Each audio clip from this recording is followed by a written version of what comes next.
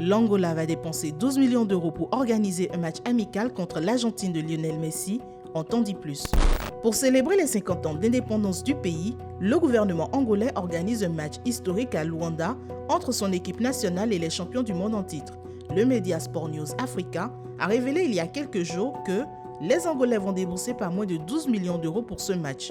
Un montant revu à la hausse en raison de la présence de Lionel Messi qui devrait permettre au stade du 11 novembre d'afficher complet, précise le média. Selon des informations du journal Le Monde, la Fédération argentine de football aurait exigé un cachet de 6,9 millions d'euros pour la tenue du match.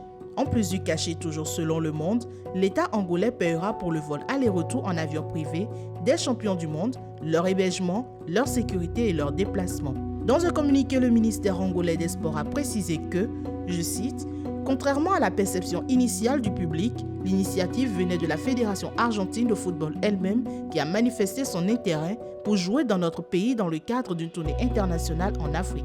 Pour le gouvernement angolais, cet événement permettra de renforcer le prestige du pays, la crédibilité internationale de ses institutions, le rayonnement du football angolais à l'international. » Le match annoncé en avril a fait l'objet de nombreuses critiques. Le 9 juin 2025, dans la ville de Huambo, au centre de l'Angola, le député Liberty Chiaka, leader du principal parti d'opposition, a dénoncé des dépenses estimées à ce moment-là à 20 millions de dollars, alors que, je cite, « les Angolais meurent de faim et du paludisme ».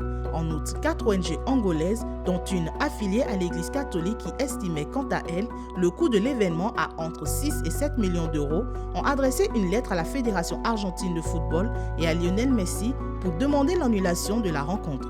Elles ont fait mention de la grave crise sociale qui a secoué le pays et qualifié ce match d'insulte à la dignité humaine. Investir des millions de dollars dans un événement sportif quand des milliers de personnes souffrent de la faim, quand les hôpitaux s'effondrent et quand la répression s'accroît n'est pas une priorité légitime. C'est une insulte à la dignité humaine, pouvait-on lire dans la lettre.